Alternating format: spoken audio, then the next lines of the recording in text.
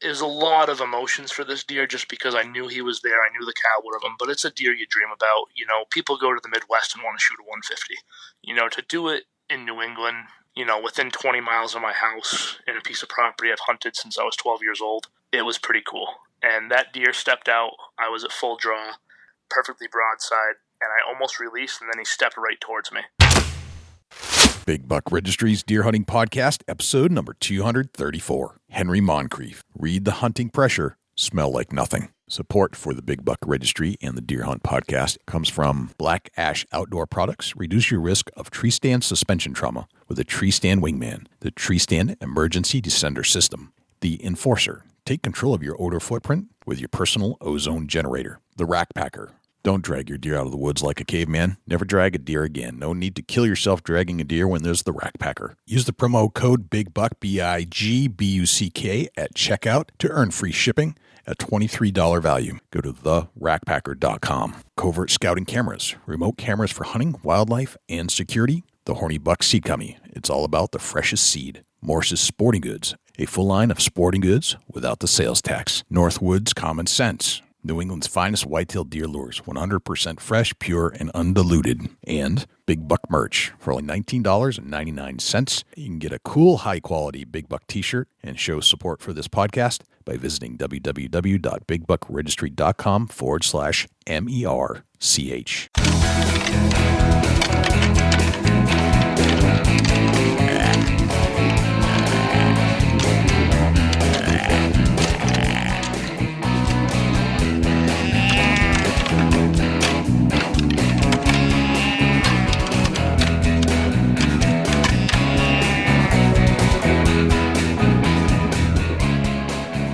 The Big Buck Registry is a virtual museum of hunting stories. We preserve a piece of Americana by interviewing and recording hunters about their hunts and experiences from across the country.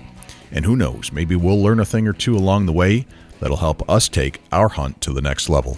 Hello, this is Cuz Strickland with Mossy Oak, and you're about to listen to the podcast that I listened to 16 and a half hours nonstop. The Big Buck Registry is the best out there. I'm Chrissy Titus. I'm co-host of RMES Female Television Show and NRA I Am Forever. Gear up for another amazing episode with Jay and Dusty on the Big Buck Registry's Deer Hunting Podcast. Hey guys, this is Robbie Kroger from Blood Origins. You're about to listen to my favorite podcast, the Big Buck Registry. Enjoy. Hello, ladies and gentlemen, fellow predators. My name is Jay. Thank you for tuning in to the Big Buck Registry's Deer Hunting Podcast. For Dusty Phillips and Jim Keller and the entire staff here at the Big Buck Registry, welcome to this week's show. There are a couple things I'd like you to do for us if you could. If you would, please check us out on iTunes, subscribe, and leave us a review. With your help, we're going to try and push this show up the iTunes charts. I know we have a lot of listeners out there, and I need you to take some action. I need you to leave a review and subscribe to the show. If you do subscribe, that'll give you access and notification each and every week that a new show is released. You can also access this show in its entirety on YouTube, Stitcher, TuneIn Radio, iHeartRadio, and Google Play. It's all right there for you to access on demand at your fingertips. Regarding the harness program, we have an ample supply of harnesses to give away from our volunteer donors. If you're in need of a full-body harness, please send an email to jay@bigbuckregistry.com. Hunting in multiple semi-local states can have a huge advantage to a deer hunter, especially if some of the states hold longer seasons. Henry Moncrief uses this to his advantage as he hunts Vermont, New Hampshire, Massachusetts, and Maine. These states, despite their reputation for holding smaller rack bucks compared to the Midwest, for example, lower deer densities, and difficult hunting terrain, Henry seems to have found a formula for hunting and killing the bigger, if not the biggest bucks in these woods, no matter which state he hunts. Henry changes his strategies based off of the weather patterns that the Northeast can deliver, loves to read hunting pressure, and says scent control to the point of smelling like nothing is the key to his success. We'll turn to our entire interview with Henry Moncrief in just one moment, but before we do, let's turn to Jim Keller for the Deer News. For the Big Buck Registry, this is Jim Keller with the Deer News. Our first story this week, Michigan DNR to begin deer migration study in western Upper Peninsula. This story is from the deerfriendly.com website. The Michigan Department of Natural Resources will soon begin capturing and collaring white-tailed deer in the western Upper Peninsula as part of a multi-year study to quantify movement patterns of deer, especially migration between winter and summer ranges. Completing the study will provide DNR wildlife managers with valuable information needed if chronic wasting disease is detected in the Upper Peninsula. Although CWD has not been documented in the Upper Peninsula, managers found infected deer in 2 Wisconsin captive cervid facilities within 30 miles of the Michigan border, said Terry Minzy, DNR UP Regional Wildlife Supervisor.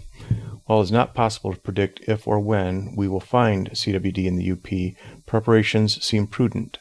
In some instances, deer in the UP have been documented seasonally migrating more than 30 miles. There are no known health risks posed to humans by CWD, though as precautions, the U.S. Center for Disease Control and Prevention recommends animals infected with the disease not be eaten.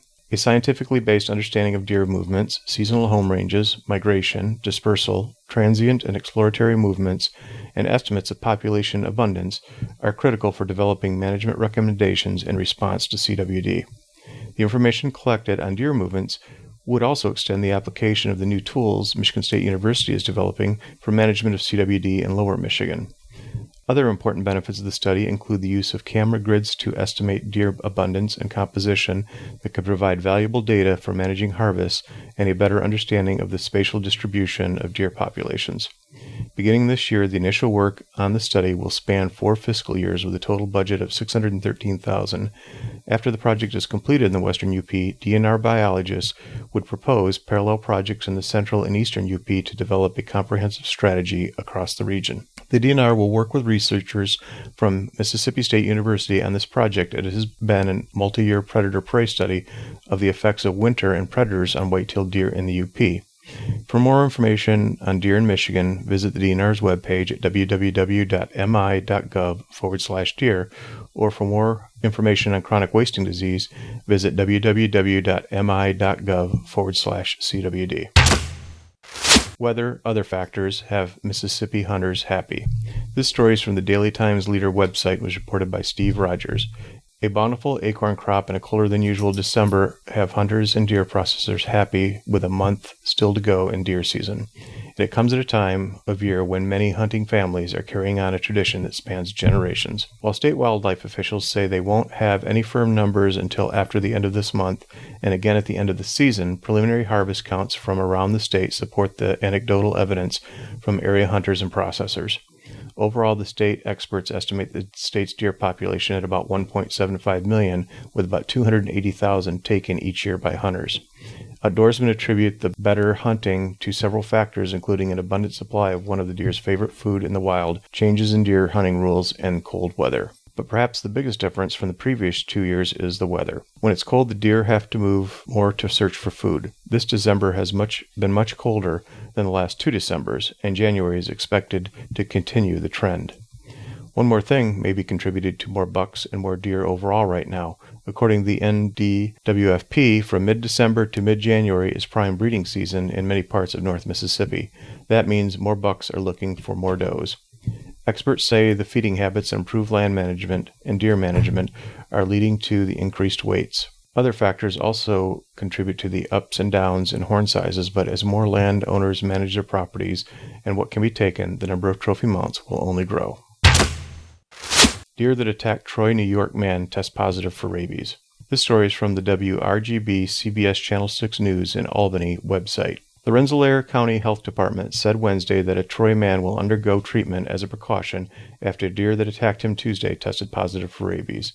The county said it wants anyone else who may have come in contact with this particular deer to call the county health department. Anthony Remillard said he was taking some couch cushions out to the trash on Tuesday when he turned around and saw a buck in his yard. He said he backed up but saw the deer approaching him. He reacted as quickly as he could and used the cushions up in front of his face for protection. He said he was grateful for a neighbor who saw what was happening and was able to open the gate so Remillard could get out. He is also glad he had those cushions in his hands. Even still, Remillard said he was hit in the face and needed stitches at the hospital. Michael Clark is the Region 4 Wildlife Manager for DEC. He said wild animals can be unpredictable and shouldn't be approached, but what happened here is not common. Captain Thomas Kafa said the DEC received a call Tuesday night about the attack. He said that an officer found the deer in a parking lot nearby. It was already dead. The deer was removed for the DEC for testing. That concludes this week's edition of the Big Buck Registry's Deer News. For links to the stories featured this week, please check our show notes at www.bigbuckregistry.com. If you have any ideas for future topics or have any questions about any of these topics, please email me at jim@bigbuckregistry.com. For the Big Buck Registry, this is Jim Keller with the Deer News. Well, thanks to Jim Keller for the Deer News. Without further ado, here is Henry Moncrief. Henry Moncrief, welcome to the Big Buck Registry's Deer Hunting Podcast. How are you, my friend? How's it going, man? Going well. You got snow on the ground, right? So you're in heaven. I am in heaven. Other than I'm busy working, but I will be out in the woods this weekend and next week. So I am anxiously awaiting that time. I've been interested to talk to you for a little while. As the world turns, as we can observe others on Facebook these days, I've been admiring your work. Let's put it that way. Cool. Well, I'm a simple New Hampshire guy in a small town living on a dead-end dirt road, and it's what I do. I'm very passionate about it. I've had a lot of failures that's, I think, led to success. So Perfect. I've been very blessed and very fortunate to make the shots count when I need to. So beautiful. And I think we needed to discuss some of those failures so we get a picture of how things come together for a hunter like yourself. Definitely. So let's tell us where you're living. You said you're living on a dead-end road, but where is dead-end road? So I live in southwestern New Hampshire, approximately 1,600 feet. Just north of Keene, New Hampshire. So I'm within striking distance, 25 minutes to Vermont, 45 minutes to Massachusetts. 2.5 hours to Connecticut. I can kind of strike anywhere in New England I want, depending if I want to make a quick trip to Maine, couple hours, all the way to, 6-7 hours north. So pretty centrally located for New England, and I take full advantage of it. That's pretty cool. So you can get a tag in multiple states, and obviously, like the Maine is too far for you for the most part. Not that you couldn't get to Maine, but you can quickly jump over the border into Vermont. You can quickly jump over the border into Massachusetts, living in that southwest corner. So you've got an advantage where you could get multiple licenses for multiple tags in multiple places. Exactly. And, turkey season, for example, I start out the 3rd or 4th week in April in Massachusetts, usually shoot 1 or 2 birds, jump to Vermont for May 1st, New Hampshire for May 3rd, and I'll wrap up in Maine, the last week of May, first week of June. And I am that crazy guy that leaves at midnight and goes and hunts Maine for a morning turkey hunting and drives home. So I have a couple buddies up there that, are real assassins that, don't do these sort of podcasts, and they've taught me a lot. And there's a reason why I wake up at midnight, because you just surround yourself with successful people, and it makes you successful. So that's cool. That's a nice proximity to reach out to all those places when one season ends or one season opens before the other. It makes for a lot of fun. That's pretty neat. Exactly, and you can get your misses out of the way early if you have to. Yeah, good point. Good point. Well, it's like it's late season New Hampshire, Massachusetts. The season in New Hampshire's over, and now you're still capable of hunting Massachusetts. Exactly. Right now, like, everyone's concentrating on Christmas, New Year's, and for $100 you can buy your Mass license, $5 for a turkey tag, $5 for muzzleloader, $5 for bear, and you're hunting a week earlier and 2 weeks later than New Hampshire seasons, and everyone if you break it down, you go to a bar, you can buy some drinks for $80 in one night, or you can hunt in Massachusetts for $120 for a whole year, and I choose the latter. And that's kind of, it's well worth it to me to have 2 extra buck tags, and I'm carrying around a smoke pole right now. So you got my wheels spinning here. Like I'm thinking about this aspect. That's I have never hunted Massachusetts, and I'm not sure why I never do. Seems like it's much of a convenience, because I got to say I'm jonesing right now.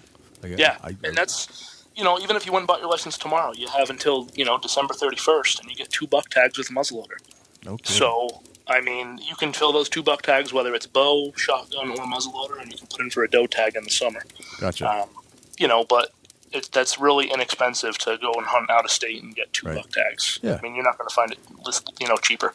It's short travel for me, as well. I'm not quite as convenient as you, but, I can be there in an hour. Exactly. Less. Okay. Very nice. So let's talk about your earliest recollection of hunting. My guess is, living where you live, where I actually am from. I'm from Winchester. I grew up there. Okay. Yep. So So I understand that neck of the woods. That's where I cut my teeth. That's where my dad taught me to hunt. I understand that whole area. The turkey hunting's phenomenal compared to the rest of the state as far as the number of birds where they kind of reseeded the population back in the 70s. Exactly. That's where it all started, right here in Cheshire County. Right, so, right. Yeah. So tell us about your childhood. Who was your mentor? Who got you started in this thing? So, I mean, like most people, my father is by far my mentor. He, ruled with an iron fist as I was growing up, but, had a very kind part to him. And he always encouraged me to do what I wanted. I didn't grow up as well off as some families. We ate good food and had a nice house and always had clothes. But, my dad hunted for food. There was no food plots and game cameras and, fancy rifle scopes and inline muzzleloaders. It was, open sight 30-30. Go out and shoot a doe if you can, put meat in the freezer. And, he wasn't an adamant hunter. He was that guy that would go out opening day and maybe go out on the weekends. And, so I don't have a rich hunting heritage in my background, unlike a lot of people, and I kind of started from square one with about 8 years of failure before I shot my first deer. So, it's probably a different story than a lot of people have been on here, but I think I can relate to a lot of people because I know the frustration of hunting New England, and I know what it's like to eat your tag, and I've did it for more years than I haven't. So the last, 8 years or so, I've really figured out the deer, and I've been blessed to have the opportunities I have. But, let's not make any mistakes. I have a lot to learn at 29 years old, and I had no experience, say when I was 18. So it's probably a little bit different than most people. Right. So, but that's a quick learn. I mean, that's 11 years to do what you're doing. I mean, I believe me, I pay attention to stuff of who's killing what in New Hampshire, and I've seen quite a few nice bucks come through your Facebook page compared to many of the other hunters that eat a lot of tag soup. And granted, we all have eaten tag soup. Dusty was coined that term for me. Actually, he realized. He said, I forgot exactly how it went, but one day he said, "Boy, you're going to be eating some tag soup," and I fell off the chair laughing, but then it kind of sunk in. Like, wait a minute, you're right. I'm eating tag soup. I don't want to eat tag soup anymore. Exactly. And, that's a whole other thing we can talk about in a bit, but it's also on, you have to figure out how you want to measure success. The first 2 years I decided I wasn't going to shoot a 1.5-year-old buck. I ate my tag, but was I successful in the fact that I passed deer and, had opportunities at good deer that I didn't, capitalize on, yes, 1 year, no, the next. I ate my tag and didn't see a buck the rest of the season when I passed a little basket 8. So, we can go into that later on, but it's all on how you want to measure success. That's kind of my take on it as well. Okay. So, Dusty, did you have a comment on tag soup? Yeah, I'd say by this point, Jay should be able to brew us up one excellent pot of tag soup. You get a percolator going? I filled a tag. I don't have any antlers to show for it, but I've got meat in the freezer. Hey, perfect. Yeah. And that in itself in New England is a challenge. Like I said, I put a lot of time in. I don't take vacations in the summer. I live in the woods in the month of November. And, and a lot of people say they do, and a lot of people eat their tag. I just, when you get 3 to 4 weeks and you can play in the woods like I do, you're bound to get lucky once in a while. All right, so I've got some questions developing in my head. Okay. All right, so early on, you said that you ate some tag soup, as we discussed. But yes, you also started passing up deer early on. It sounds like it's like something early in. So I got lucky. I shot some does and some small bucks, and then I shot my first good buck in Maine. Okay. When I was actually a sophomore in college, 19 years old. Okay. Shot a nice main frame 8-pointer, beautiful deer, and that's when the sickness started. And I knew from the second I shot that deer that it changed me as a hunter, and it was that or nothing. Like, I wanted to shoot, didn't care score, didn't care weight. Like, I just wanted to chase big, mature deer. And that's when it all started. I was 19 years old. I'm 29 now. And that's, in the last 10 years, that's where I've gone to as a hunter. And, I mean, I probably 90% of the time, if I would have shot the first legal deer I saw, I wouldn't have shot a big deer. So that was the defining moment. The defining moment in my hunting career was when I went and picked up that rack, and it was just like, wow, this is addicting. And absolutely 100% 10 years ago, changed me as a person. Okay. November 18th, actually. I remember the day specifically. So you have this defining moment in Maine. You kill a big deer, and you're like, okay, I'm done shooting small bucks. That in itself is, especially in New Hampshire, is easier said than done. And now you almost set yourself up for a much larger challenge, but with a much larger reward. Exactly. And it all goes back to how do you measure success? And I just decided from that point, I was measuring my success in the whitetail woods on harvesting mature deer. Now, disclaimer for people listening that know me, I have shot a lot of does and small bucks out of state filling tags in zones where you can fill tags. Right. But in New Hampshire and in Maine, I have made it my point to shoot mature deer. And mostly I've narrowed it down to just New Hampshire because it seems to pay off just focusing on one area, a couple target deer, hunting smart, hunting right, and, I have a real good streak going, knock on wood. Okay. Yeah, the streak may end someday, but it seems like you've gotten something figured out. And I want to dive deep into this. I really want to explore the last 10 years of how you figured this out. So you go to Maine, you killed the big deer. Then what are you bringing back to New Hampshire at that point? Yes, you made the decision, but you can't. It's not like you just okay. I'm going to go kill a big deer every year. What did you do? What did you decide? What changed? So fast forward, I came home junior year, senior year of college, shot some nice deer. Not big deer, but, 2.5 to 3.5-year-old deer. I consider nice, respectable deer. Got home, graduated college, and I have a couple pieces of woods that are big, vast pieces of woods with no agriculture. It's hardwood ridges, it's swamps, it's pinch points. And honestly, I put a lot of miles on the ground. I sat a lot of lonely nights the first couple of years, and I've killed a lot, probably a majority of my deer within a 2 or 3 mile square area. Depending on the wind, I'm hunting certain places, and the deer travel through there. I don't care what kind of food is out there, acorns, beech nuts, browse. They're traveling through these pieces. I don't sit them unless the wind is right, and I don't go in there until a certain time in November that I go in there every year, and it's a travel corridor where they're checking these doe bedding areas. And, that's the big pieces of woods, and then, I know that was a tongueful, but I just have the areas and the travel corridors figured out, and it's the same block of woods, and I put my time in. This theme that you just discussed, this spot, you figured out a spot, so it's not that big a spot, right? What would you say, 2 to 3 miles? Well, within a area, 2 to 3 miles. I mean, this block of woods is probably 12 or 14 square miles. Okay. It's big, big woods. I mean, I wouldn't shoot something small out there because it's a half-day project sometimes to get them out, right, depending on where I am. Right. So how did you find this spot? And the reason I'm curious about this because I'm finding this over and over is finding specifically the better hunters in New Hampshire. I'm finding that they're going to a specific spot. The ones that are killing bigger deer more or less routinely. I'm not saying they're killing them every year, but they more or less have figured out a spot. That spot seems to produce year in, year out. And I don't find that to be all that amazing because I think that's pretty much how it works. I think there are certain times of the year the bucks go to the certain area, but you got to find that spot. It is, and I think a lot of people overcomplicate it. I think a lot of people don't get back to the basics. Like how many people take a scent-free shower and then they don't have a scent-free towel to dry off with? I mean, that simple step right there could be the difference between killing a big deer and not that day. Okay. It's just simple. Get back to your basic principles. Starting with scent control, your entry and exit routes, the same stuff that I'm sure people have talked about. But if people actually stick to that stuff, and I would, be surprised how many people, are so meticulous about that, and put 110% into every aspect of scouting and hanging cameras and hanging stands and putting your time in and your scent control.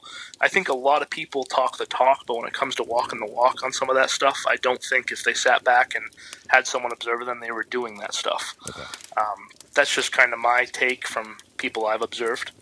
Like, oh yeah, I wear scent lock, but they wear it in their truck. They wear it when they fill up. They wear it on the weekend at their buddies. So, and I'm not saying that everyone does that, but there's definitely people that do that. Okay. I want to get into that and dive deep into that too, like how you go about your routine. Let's go back to the spot. How did you're talking about a 15-mile area that you've quartered down to 2 miles or so. Yep. How did you first decide that, hey, this is the spot I'm going to that this is out of the 15 miles. And then narrow it down from there. So, we have a lot of great tools. We have Google Earth. We have Bing Maps. We have aerial view, satellite view, topo view. And you can go through all this and pretty much basic. I learned in college and earlier in life how to read a topo map.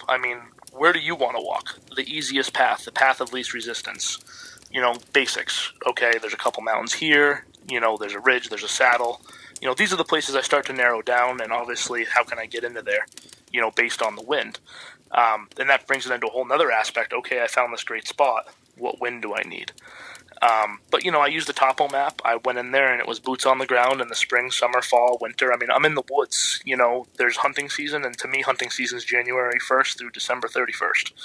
I'm always in the woods learning about deer. I don't know everything about them. And they'll surprise you, but this time of year is great. You have snow on the ground, even, in New Hampshire right now. Get out there and follow tracks. I know some guys that flag trails right now, to go back and find in the summer. Right. And the deer really haven't down here yarded up or anything. They're still traveling. They're, bumping does from what my cameras are showing me still. So there's still some normal activity before they jump into their winter holding pattern. So, boots on the ground in the woods is the best way to learn about a deer, is to, learn about him in his habitat. Okay. So you're saying that right after the deer season ends, that's when your scouting season begins. Is that kind of your Absolutely. routine? Okay. Absolutely. So what are you doing right now as far in New Hampshire? Honestly, I have cameras out that I hung back in October. Okay. I'm going to grab them here in a few weeks. I'm concentrating hunting Massachusetts right now, but I do have cameras out. I have camera over food, certain food sources. There's a couple ridges here that are absolutely loaded with acorns still. Okay. And it's loaded with deer activity. And, I want to see what's around still and be like, okay, that's a deer that, next September 15th, I want to make a move on. Okay. So, I'm taking inventory. I have a pretty good idea where these deer are bedding. In a big block of woods, though, deer could bed anywhere. There's no, it's a 100-yard wide pinch point between a soybean field and open hardwoods. There's a mountain, there's a ridge, there's another mountain. So there's no normalcy, and I think a lot of people in New Hampshire, including myself, many a times get frustrated because there's no rhyme or reason, or so you think, to why those deer are there. Right. Okay. You said something very unique there, and I want to key in on that. Is there's no rhyme or reason, or so it seems. Exactly. Okay. So say, you're walking along the woods, you think you have the wind in your favor, and all of a sudden, deer blow downwind to you. You're like, what the heck? There's a reason why that deer was there for that wind, because that's his blind spot, and he smelled you. If you dig into what wind that was when you saw a deer there and write it down in a notebook real fast, and you start doing that, it starts to make sense if you sit back, and I'm a process-oriented person. If you sit back and look at the process, okay, a lot of people just say, oh man, my hunt's over. Never think about the wind or where it was or why they were there. But if you sit there and record it, you can learn from your mistake, and next time do a circle around that, or, whatever it may be. You can learn from that other than just, I screwed up my hunt. And I think, okay. A lot of people miss the boat on that. All right. So when you narrowed it down to this 2-mile area, what were you looking for? I was looking for big deer sign. You can hunt, a doe herd, and then you can hunt bucks. Yes, in the middle of November, you'll catch one baby dog and a doe. I've more times than not had a big buck come running in chasing a doe at 20 yards and give me a perfect shot. That doesn't happen to me very often. I have had it happen, but not often. You don't open hardwoods. I'm looking for cover breaks between hardwoods and softwoods. Those big deer tend to scent check from downwind that cover break. Whereas does might go out and feed in the open acorns, that buck doesn't need to expose himself. They're big for a reason, and I do really well on cover breaks between, a hemlock swamp and an oak ridge, 10 yards inside, downwind of it. One spot in particular, and that's my favorite spot. And the deer feel comfortable there. Okay, so you found this comfortable spot. Now, I've noticed that you killed deer early season, you killed deer mid-season, you're hunting deer late season, depending on how many tags you have left. Yep. In New Hampshire. Once you find that spot, how are you setting up? What's your strategy for when the deer season arrives? Or maybe just what's your strategy as far as tree stand hunting, on the ground? So when do you transition? So, I'm a mobile guy. Yes, I have hang-ons mostly for bow season. I use muzzleloader in New Hampshire. That's like I have a general idea where the deer are. I've done some scouting bow. I use muzzleloader to speed scout and sit and bump and move and scout for where I kind of want to concentrate on rifle season. Okay. I've been lucky a few times muzzleloader. More often than not, I use that as a scouting tool. I have a gun, so if I do see something, jump it up, or, I have a better opportunity than walking through the woods with a bow. Okay. And, I'm mobile. I'm not clung to this one spot that I'm talking about on a cover break. I'm going to hunt where the fresh deer sign is, but in this couple mile square area, the deer have everything they need, and I know somewhere in that piece of woods that I've narrowed down, they're not going to be out in the green field or up on top of the ledges. They're going to be down somewhere where there's water, where there's food, where they feel comfortable, where they feel safe. So that's how I narrow it down. I stay mobile. The deer, I've killed multiple deer out of the same stand, this is back-to-back years, but I've also moved and, killed them a mile away. And I had deer on the camera back where I have killed deer previously, but not during daylight. So it's all on the deer, how they feel comfortable. I mean, I put 120% into it. Every single second that I can be in the woods, I am in the woods if the wind is right. I'm studying them, making myself better. So, okay. Early season, bow season. In New Hampshire specifically, it goes September 15th through generally the endish of October. Or, excuse me, I take that back. It goes the whole gamut. December 15th. December 15th. Yeah, September. But there's a transition where you can start using muzzleloader, then you can start using the last Saturday in October is usually muzzleloader opener. Right. So what are you doing for half the month of September and most of the month of October before you pick up the gun? Are you focused on bow hunting? 100%. I love, though that first week in New Hampshire season, you can catch a big deer on its summer feeding pattern. Absolutely. Everyone says when they shed velvet, they get a brain. That is true to some degree, but, I know a couple of guys, and successfully year after year early season, and you won't hear about them, you won't see pictures on Facebook, and I've been lucky enough to pick their brains because I used to be cursed early season, and obviously this year I made it all come together in a big way. Right. But, food sources. If you can get in there September 15th, 16th, 17th, 18th, you have a really good chance. And that's where a game camera comes in handy on the edge of a field. And if you know where that deer's coming from, you have a really good chance to intercept him coming to that field or apple tree or lone oak tree. So I think the first, week and a half, 2 weeks, definitely, food for sure. And then October gets tough. Everyone knows it gets tough. It's still warm out. Rut activity hasn't picked up yet. A lot of the big deer are nocturnal. They're not moving a lot. But I always tell myself, you cannot kill them sitting in bed. And guys can convince themselves all they want by reading articles on Facebook that, it's the October lull, I'm not going to be in the woods. Well, guess what? Big deer do move at some point in daylight, and you will kill one if you're in the woods. If you're at home convincing yourself not to be in a stand, you're not going to kill one. So I have killed the deer October 8th. A really nice, respectable archery deer. So it's, you can psych yourself out and you can talk yourself out of stuff real easy. I think consistency and persistency are the two main things that's how you kill deer in New England. And a little bit of luck. You got to make the shot, but you got to have the deer come out. So you're focused on food sources early on. And what food sources are you typically looking at? You mentioned apples, you mentioned fields. Yeah, it all depends on the year. This year we had a banner acorn year. You couldn't go somewhere without finding acorns over here. But I like, being off of apples a little bit. If you have a good apple trees and you got some thick cover, I like being on that edge. If you have some some crop fields like some corn or alfalfa, that works. It's even better if you can have food plots. I know not everyone can do that, but a food plot doesn't need to be a 2 to 5 acre field. A big deer doesn't like that. If you have a small couple 100-yard long by 50-yard wide food plot, you can attract and hold big deer, even if you only own 3 to 5 acres. Okay. So, gotcha. All right, so food source early on. Yes. The October lull, you talked about it a little bit. What are you keying off of in October as their patterns start to change a little bit?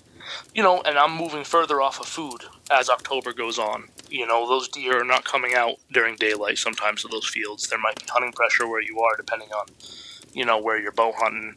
I mean, I know not so much over my way, but, you get over towards Manchester, Concord, out that way, there's more people, there's more hunters in the woods. The deer can sense that. So you got to move a little bit further back in the woods, and that's what I do. I stay mobile. I use a climber a lot. I don't really bow hunt from the ground too much, but I do use my climber probably 75% of the time. Okay, so you're not necessarily locking yourself into one stand. Not at all. Not at all. I think you can burn a stand out very easy. Okay.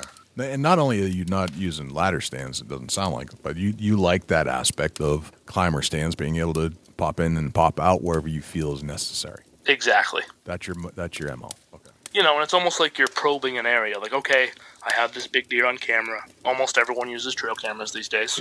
Most people have multiple ones. You don't know exactly where he is, especially in a bigger piece of woods. It's like I said, it's, they could be anywhere, but they're there somewhere for a reason.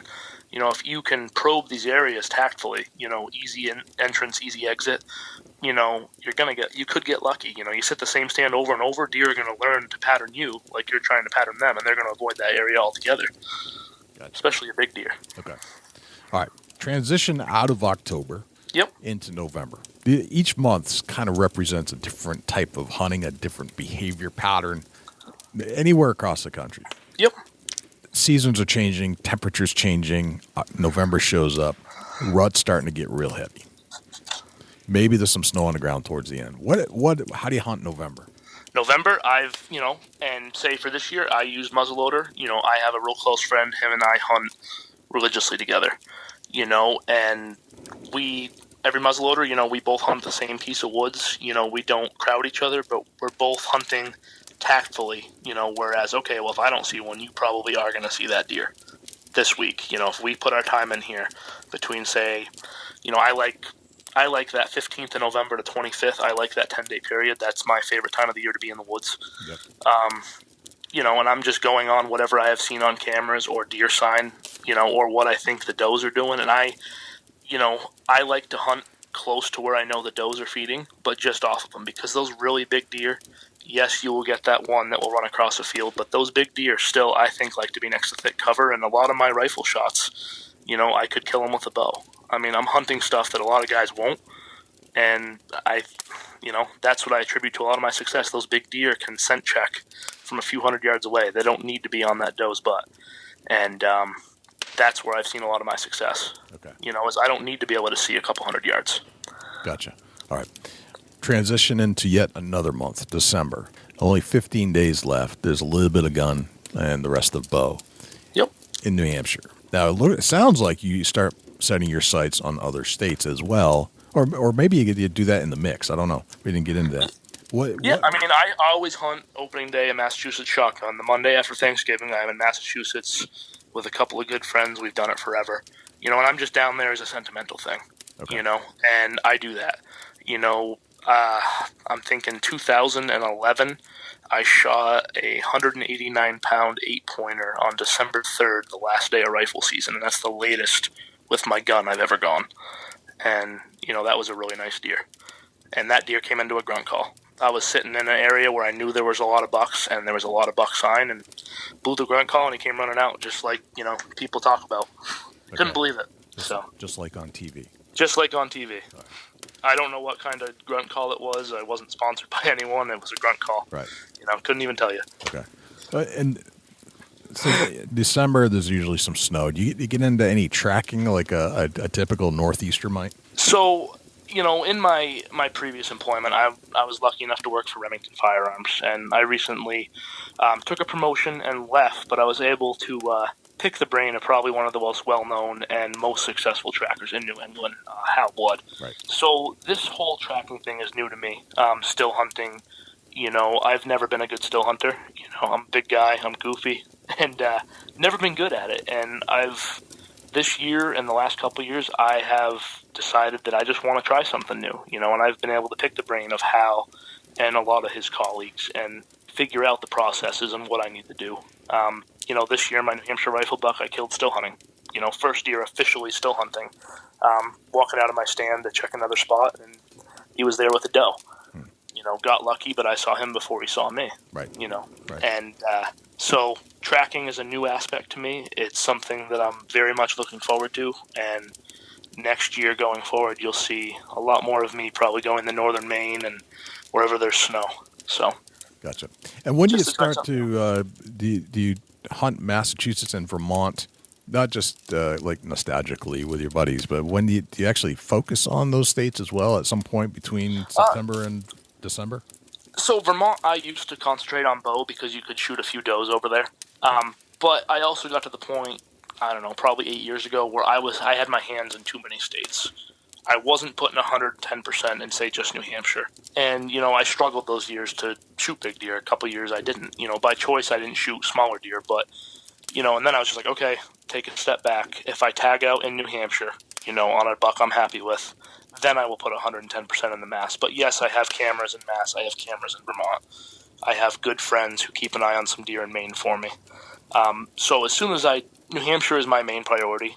I think that is the biggest challenge to me, is being able to kill deer in Maine, New Hampshire, Vermont. I think those are 3 really tough states. Yeah. And if you can kill a doe in any of those states, you're doing well. Right. And, that's a whole nother thing. But, you see Facebook and guys are giving guys crap for shooting spike horns. And it's like, that guy might have gone 8 years without shooting a deer. He doesn't have 3 weeks vacation or private land or, so that goes back to measuring success. Right. But, yes, so getting off topic, sorry. No, it's totally cool. It's a podcast. We like tangents. Yeah. So back to this other piece that you have, and I got to ask this question because I'm sure somebody's going to wonder this. The property you're hunting, is it a posted piece, private type situation, or is it all? No, public? anyone could hunt there. Anyone could hunt there. Okay. All right. And other people do hunt it, and there's some big groups of people that hunt it. I just use that to my advantage. Okay. How do you use it to your advantage? Curious. Well, they go in, you get your north, your northwest, your west wind, and that's a terrible wind for all these people go in from. And, I'm hunting the back or middle side of that piece, and these people don't go in far. But, and they might, a couple really nice deer were shot over the last few years out of there by a group of guys driving and stuff. But by the second week of rifle season, I have herds of deer in my area, and they're pressured. It's like someone you could put a watch to the second week of rifle season, and that area might not have had deer and muzzleloader, but there'll be deer there the second week of rifle, just because of the hunting pressure. So and I hear this often, over and over too, like the good hunters, they pay attention not only to the deer, but they pay attention to the other hunters and where that pressure is coming from, so that you can get ahead of it. Exactly. I do the same thing. I hate to say it, you just got to be one step ahead of, if you're hunting a big public land piece, like I hunt a lot of public land, you have to be one step ahead of that other group of hunters, or that other hunter. I'm not saying cut people off, I want to make that clear, like that's not how I operate. But if someone's hunting, a big group of people hunting half a mile away, I have no problem hunting the backside where I've hunted for years and been successful. So. Right. Okay. That makes sense. Yep.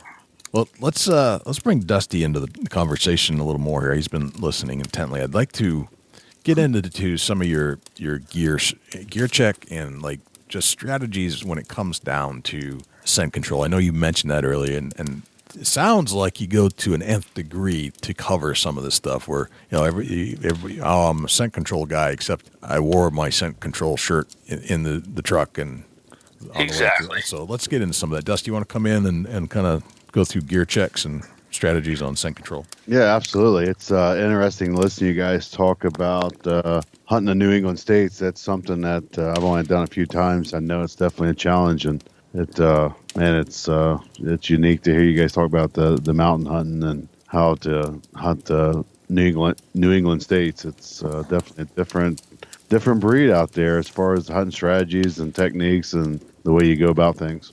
Let's get a little bit about. We're going to start with like the early season scent control. How do you prep your clothes to get ready for the season? I'm fortunate enough in my current employer. I am a representative sales manager for ScentLock. That's one of the companies, and so I have access to all that stuff. First thing is, guys can use totes, bags, whatever you want. Just have something scent-free to put your clothes in. That's what I do. I have ScentLock duffel bags. Do my scent-free wash. Everything's in the bag, goes in the back of the truck when I get to my spot. I've had my scent-free shower, wear a pair of gym shorts and a t-shirt, swap out of it, right down to the boxer briefs, get into my hunting gear, go in the woods. My boots are in one of those totes as well. And I think boots are a big problem for a lot of people. How many people you see wearing camouflage boots out ice fishing or whatever else? Out in the yard shoveling snow, salt, whatever. I mean, my hunting boots are my hunting boots. Any particular soaps or anything that you wash the hunting gear in? It's funny. A lot of guys, I've had good luck with dead downwind. Had great luck with it. I've used, the Hunter Specialties green soap. Just use something. I don't care what brand it is. I'm not the spokesperson for any of them. If you use the stuff correctly, it's on the market. It works. Dead downwind, I've had great success with. But, it's all personal preference. I mean, some people like blue, some people like red. But just use some sort of, scent-free deodorant, scent-free soap, scent-free clothing wash. Gotcha. Definitely makes sense. Let's get into any particular brand of camouflage that you're wearing into the hunting woods. I have some Mossy Oak, I have some Realtree. I've switched over a lot of stuff to Realtree. I really like the direction their pattern's going in. At ATA here in a few weeks, they're going to be launching something new. It's kind of cool. So, I'm really liking the Realtree stuff. But, again, I wear wool when I'm in the snow. It's warm when wet.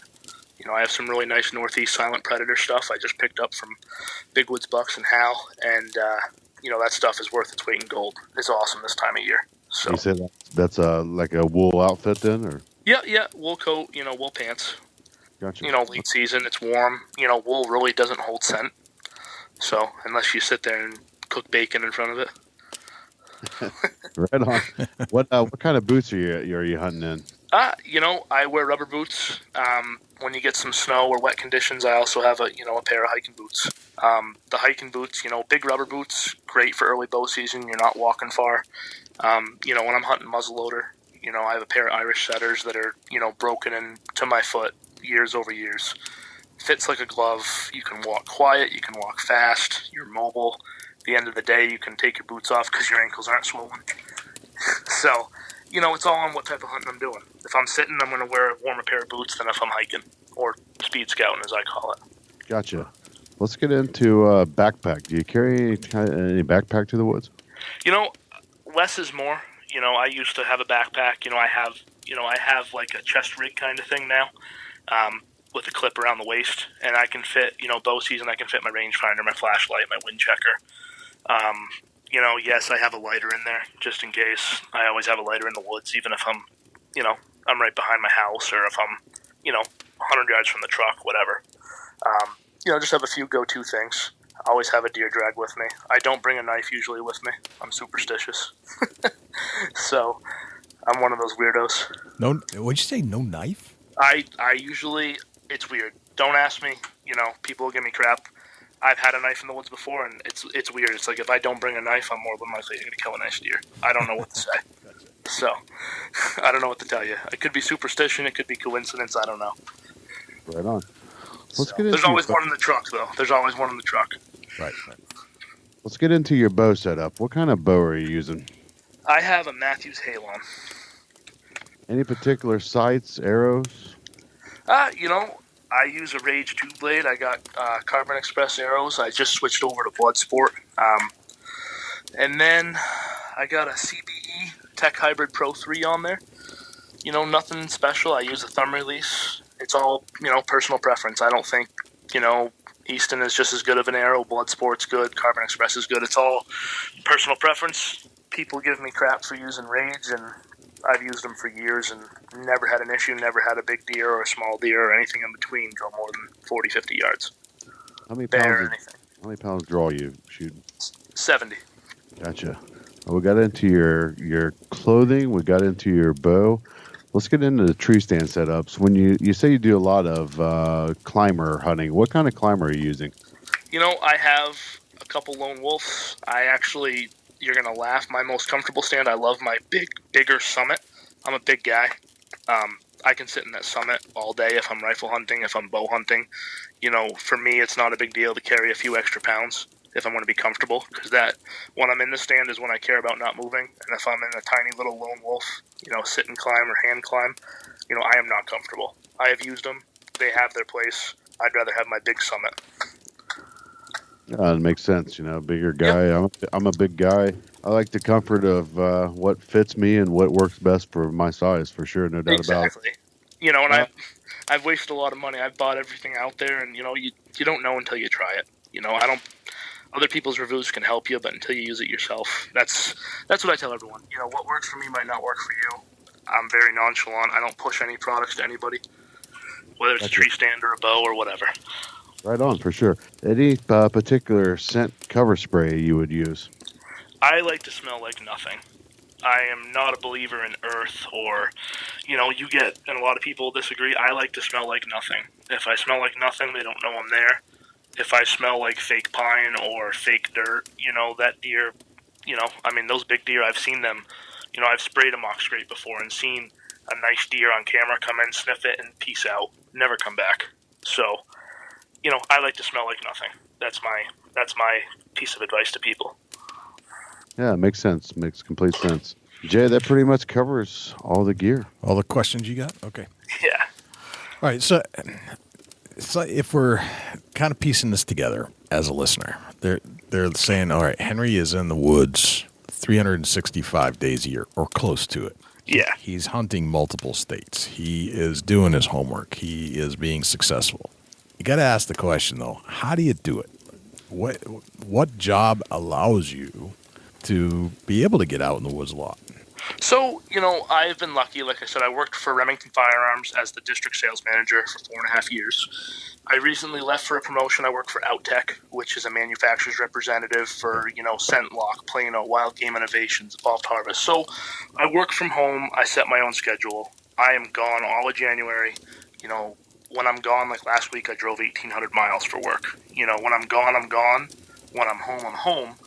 I cover Maine, New Hampshire, Vermont, Connecticut, Mass, Rhode Island, New York. So I'm in these states. I'm in a hotel room. It's 5 o'clock in the morning. I wake up and go hunting. Gun shops or my customers aren't into work till 9 or 10. I can, in theory, hunt whatever state I wake up in for work, whereas some people wake up, go to the same job every day in the same state. I'm away from my family. I take full advantage of it, and I'm in the woods, regardless of the state I'm in. So, that's not for everybody. I kind of have a niche job. I know that. I know that's not possible for everybody. I've been very fortunate and blessed in my life to meet people and have the opportunities I do. I don't say that everyone can do it because I know there's only so many jobs like mine out there. Right.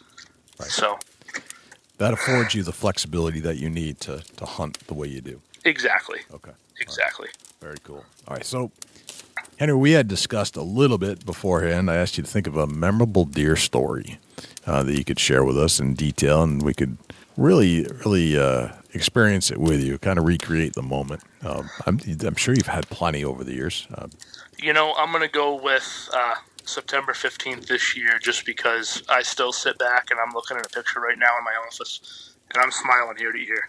Okay. All right. So, and that's the one we should go with. Yep. Yeah, so this started, a few years ago, and I had this deer show up, and I'm like, well, that's a nice 110-inch deer. Like, I would shoot that in New Hampshire in a heartbeat. Never saw him, I believe that year I ate my 3 years ago. No, I shot one that year, but it wasn't this deer. It was a different deer. The next year he pops up, bigger deer, and I'm like, man, this deer only shows up like early season and late season. He is gone October, November, or he's there. He's just not there for me to see. And, fast forward to this summer, I started getting pictures of this velvet deer that I knew was going to be a giant in June and July. And then he blew up in July. And I'm like, this is, a deer of a lifetime in New Hampshire with a gun. Like, I don't care if it happens September 15th. I had a conversation September 15th in the morning with a friend, Mike Susi and Keene. I was grabbing some parts for my tractor. And I'm like, tonight's the night. It's going to happen. I'm going to shoot a mid-150s to 160 deer with my bow. He's like, are you serious? I said, dude, it's too perfect weather. It's going to happen. And, a lot had led up to this. I was baiting bears. I hadn't put a lot of time into scouting, and I checked the camera September 15th midday, and that deer was there the night before in legal shooting light. He was there 3 nights previous to that, 4 nights previous to that, and I'm like, I have a good shot. And there's a lot of emotions for this deer just because I knew he was there. I knew the caliber of him, but it's a deer you dream about. People go to the Midwest and want to shoot a 150. To do it in New England, Within 20 miles of my house in a piece of property I've hunted since I was 12 years old. It was pretty cool. And that deer stepped out. I was at full draw for like a minute and a half. He was just very cautious. And I almost shot him 3 different times. And he stepped out perfectly broadside. And I almost released, and then he stepped right towards me. And I shot him quartering on, which a lot of people wouldn't do. Long story short, I blew right through his heart. He crashed into the base of my tree and flopped 5 yards behind me and is dead. No kidding. Wow. With 25 minutes left of legal shooting light, first thing I did, got down, took a picture of me with the deer, sent it to the local warden, sent it to another warden, just because I know what happens when you shoot a deer of that caliber, what the rumor mill is, what happens, and there was not a single person that was going to discredit me for it. And I read more and more, and actually, someone had told me, hey, if you shoot that deer, take a picture and send it to the warden right away. And that's what I did. They texted me right back, said, dude, that's awesome. We had talked about getting Northwoods Law there to kind of film the recovery, even though it was 5 yards from my tree. But, so that part of it was good. And it didn't set in until I was going to the taxidermist. And I'm like, he's dead. Like, what do I do now? Like, the chapter's closed. And, right. I'm happy he's dead. Trust me. I'm happy I harvested that deer. But it was definitely like mutual respect for that deer. He was the king of the mountain, and that's the most memorable to me, probably because I did it in my, close to home with a bow. It's probably a record book deer, but the world will never know. He's not getting scored. So, it's cool, man. I still think about it, and it'll be tough to beat no matter where I go, gun or bow. Right. So, That's probably the most memorable. My boy's 2 years old. He was there holding on to the antlers. I got pictures of me and him. So, the whole thing, it's just pictures that him and I will look back on, when he's hunting, and, it'll be cool. Right. So, Gotcha. That's probably my most memorable hunt, just because my boy was there, too, for the recovery and stuff, so. Great story. I got to ask, though, why not score? I've never been that guy that really cares about score, or even cares about body weight. It's a mature deer. I love it, and I think that a lot of people get so wrapped up in the score that they don't even, they're so busy chasing records and so busy, worrying about stats. They kind of get away from the principle of what I see as hunting, and that's just being out there having fun, the chase, and being successful. Obviously, I want to be successful in every aspect of my life, but I don't measure success hunting by the, inches of antler I shoot or how many pounds a deer weighs. Okay. It's kind of just how I am. I've rough scored him. I've had buddies score him. My taxidermist scored him, but he's not going to go in any book. It's not a big deal to me. Okay. If I asked you about your philosophy of hunting, what does it mean to you? Like, what should hunting mean to others? What does it mean to you? What do you say to that? Hunting to me, it's kind of, and I don't want to sound all like, philosophical here, but it's a philosophical question, so you can. I know. So I'll try and give you a philosophical answer. But when I am out in the woods, I am just on cloud nine. It's kind of where I disconnect from my busy. I'm on the cell phone. I'm on my laptop. You kind of sit back. I'm on the road. I did 1,900 miles last week. That week's gone. I never get that week back. So when I'm in the woods, it's kind of my time. It's, I can disconnect. I can recharge the batteries. It's fresh air. It's, you're in the woods. And it's just, it's where I kind of find myself and kind of find myself at peace, not to sound too corny, but I absolutely love the chase. I love chasing big deer. I love being in the woods. It's just, it's just who I am. It's not just something I do. Gotcha. It's a good answer. All right, Dusty, you want to get into the 10 rapid fire questions? Absolutely. They may not be so rapid, but we haven't prepared you for these. Okay. Well, I wasn't prepared for any of it, so. You'll ready? do fine. All right, I think so. question number 1. What's your best hunting tip? My best hunting tip? Be persistent. I think a lot of people give up and get discouraged. Keep after it. Very good. Question number 2. One thing that you cannot go to the woods without. Something that maybe brings you luck, or that one thing that you just can't hunt without. Well, if you ask some of my buddies, I have a golden horseshoe. But you're one of those guys. Well, one thing I can't go without is my weapon, whatever way I'm using. I need that. But if you're talking gear, then I don't know. Let me think about that one. Probably my cell phone, because I get bored sometimes. I'm just as guilty as everyone else. I'm a normal human, man. We'll take So, cell phones as an answer. Question number yeah. 3. What's your biggest pet peeve in life? My biggest pet peeve is, people that instead of being happy for fellow hunters, you can go on the New Hampshire deer page, be happy for other hunters. If a guy's kid shoots a 60-pounder, guess what? We were all kids once. I'm sure you've shot skippers. I've shot little deer. I'll be the first one to admit it. And, we need to stick together as hunters. So I think hunters turning on each other is probably my biggest pet peeve. My major in college is conservation law enforcement, and biology. And, people just need to stick together when it comes to the hunting community. We're under a microscope. So my biggest pet peeve is hunters attacking other hunters. Gotcha. How old are you today? How old? 29. 29. What would the 29-year-old tell the 20-year-old, knowing what you know today? Slow down, Henry. Slow down. I've been in fast forward since I probably was 5 years old. And I'm 29 now, and I look back on my 20s, I'm like, man, you got to slow it down. Enjoy life a little. Some people would call me high-strung, and, I put a lot of pressure on myself to succeed, and I need to learn to go with the flow a little better. That's what I would have told my 20-year-old self. Yeah. Question number 5. You meet a stranger at a convention, in the lobby or in the elevator. They ask what you do for a living. What do you say? I say I'm in the outdoor industry. I'm fortunate enough to work alongside some of the best and most bright people, I think, in the outdoor community. And I get to help look and test and feel new products before they hit the market, and kind of voice my opinion on what I think hunters want. I think I have one of the coolest jobs in the world. Very good. Question number 6. What'd you have for breakfast this morning, Henry? 5 eggs, some deep venison sausage. Very good.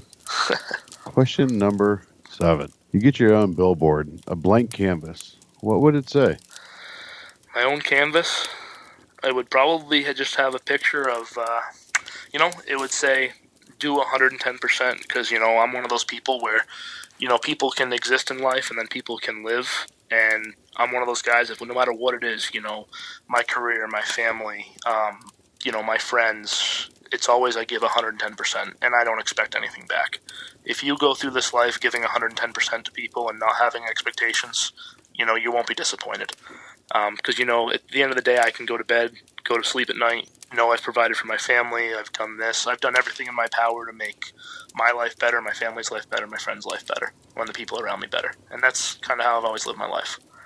Awesome. Question number 8. I say the word successful. Who's the first person that pops in your mind and why? There's a lot of people in my life that I've surrounded myself that are successful. I'll go back to, my father.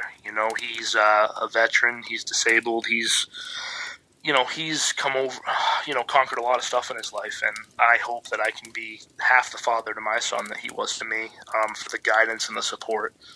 And, that's how I measure success. He's almost 80 years old, and I don't think he regrets a day. So.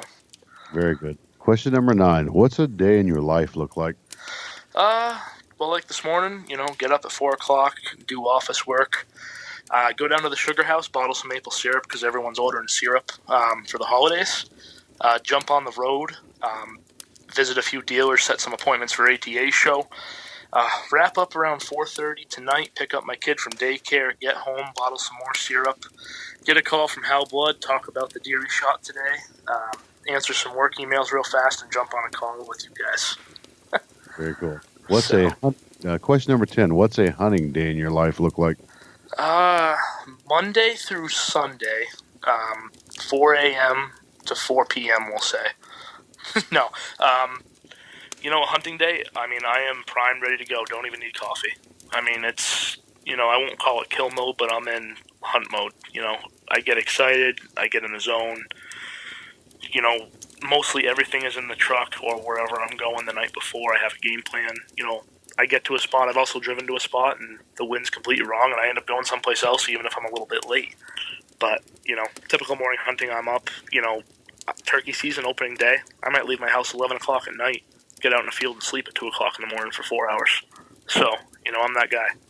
So it all depends on what I'm hunting, where I'm hunting, but I left the house at 10 p.m. and been in northern Maine for daylight to, track on snow.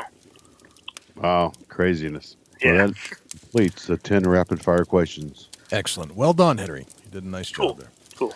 All right, so Henry, if we have not covered enough information here today and people who are listening to this have more questions, where can we find you on social media? Can we reach out to you, and if so, how?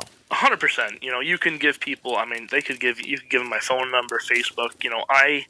I like seeing people shoot deer. I am all about that. Anyone that knows me knows that. No, I'm probably not going to bring you to the spot. I've been looking at a big buck all year, but I will help you in your area. And I've done this. I've walked with buddies and they're like, "What do you think, man?" I'm like, "Well, this is what I would do. It's not the right way. It's not the wrong way, but this is what I would do." I've helped out a lot of buddies that way, and I have one friend in particular that's really helped me out over the years, and he's probably one of the reasons why I am such a successful hunter. A few years older than me, but the kid is just an assassin. And I have a couple buddies like that make me look like a rookie, which isn't hard. But, and they're those nonchalant guys you never even know until you walk in their house and you're like, oh my God, these all came from New Hampshire. So, but yeah, any way I can help, tell people to reach out to me on Facebook. I don't even know. I think just Henry Moncrief, you search me. I am no expert, but I'll tell people whatever I know.